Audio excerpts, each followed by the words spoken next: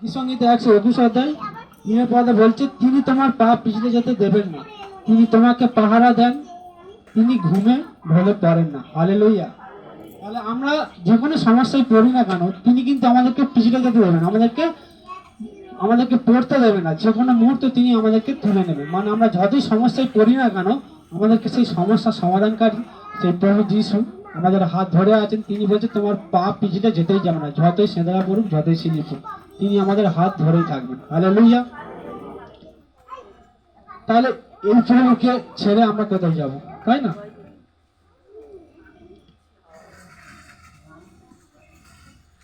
জয় যিশু। হালেলুয়া। যিশায়া 41 অধ্যায়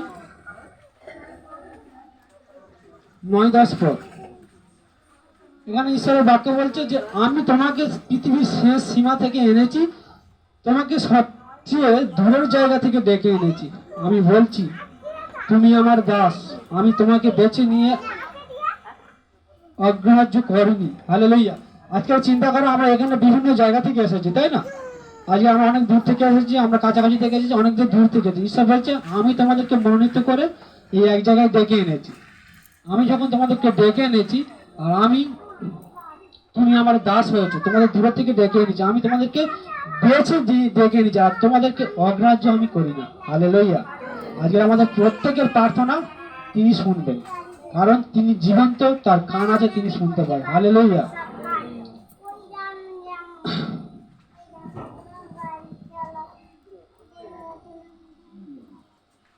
গীতসংহিতা 91 অধ্যায়। যদি আমরা পুরোটা পড়ি, আমরা পুরোটা এখন পড়বো না, যদি আমরা প্রত্যেকে পুরোটা বাড়ি থেকে পড়ি, তখন ঈশ্বরের বাক্য কি বলছে, আমি 10 আর 11 পড়বো।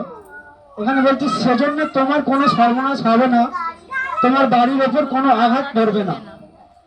আজকের যিশু পবিত্র আত্মা এবং তার ঈশ্বরের বাক্য আমাদেরকে কি বলছে, বলছে আমাদের কোনো সর্বনাশ হবে না, তোমার বাড়ির উপর কোনো আঘাত আসবে না, কারণ তিনি তার স্বর্গদূতের বিষয়ে তিনি আদেশ দেন, তুমি যেই অবস্থায় থাকো না, তিনি তোমাকে রক্ষা করবেন। হালেলুয়া। আজকাল আমরা যেই অবস্থায় থাকি কেন, সেই স্বর্গদূত সেখান থেকে পাঠিয়ে দেওয়ার পর আমাদের সেই সমস্যার সমাধান হবে। হালেলুয়া। আজকের এক্ষুনি যে এই মুহূর্তে যারা যন্ত্রণা থেকে সুস্থ হলো, সেই স্বর্গদূত এসে কিন্তু স্পর্শ করেছে, সেটা নিজেকে অনুভব করতে হবে, আর তার জন্যই আজকে আমরা সুস্থ হতে পারি। হালেলুয়া। গীতসংহিতা 91 অধ্যায় আমি প্রত্যেককে রিকোয়েস্ট করবো, বাড়িতে যেন প্রত্যেককেই পড়ে, ঈশ্বরের বাক্য বিশ্বাস করে যে ঈশ্বরের বাক্য আজকে আমার সঙ্গে কি কথা বলছে। গীতসংহিতা 191, শুধু 91 অধ্যায়, এই 91 অধ্যায়টা প্রত্যেকে বাড়িতে পড়বে।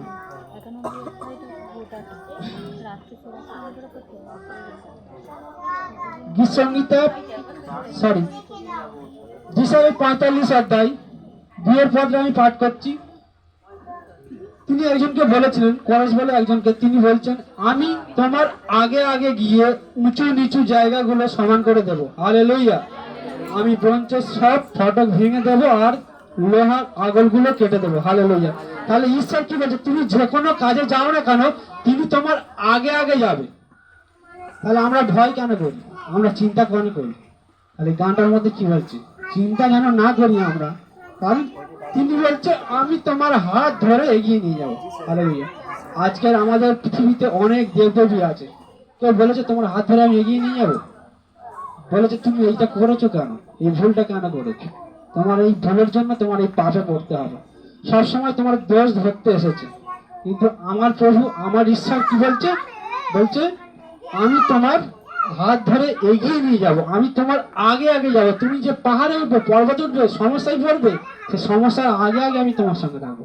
এগুলো আমরা কেউ ভাবি না বলে আমাদের সমস্যাগুলো বেড়ে থাকে। হালেলুয়া। এই বাক্য আশীর্বাদ করুন, আমেন। তাহলে এই বাক্যের মূল গভীর অর্থে যাচ্ছে। তাহলে আমরা কেন চিন্তা করি?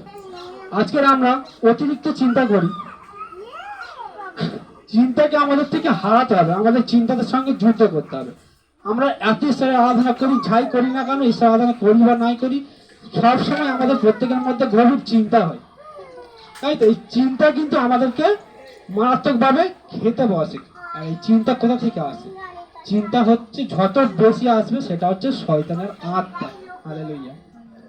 যেটাকে আমরা চোখে দেখতে পাই না। আমরা হয়তো অনেকে অনুভব করছি যে ঈশ্বর আমাকে এই মুহূর্তে স্পর্শ করেছে, অনেকে হয়তো ভাবছেন ঈশ্বর সত্যি আছে কি না, তাকে তো দেখা যায় না। অবশ্যই আছে।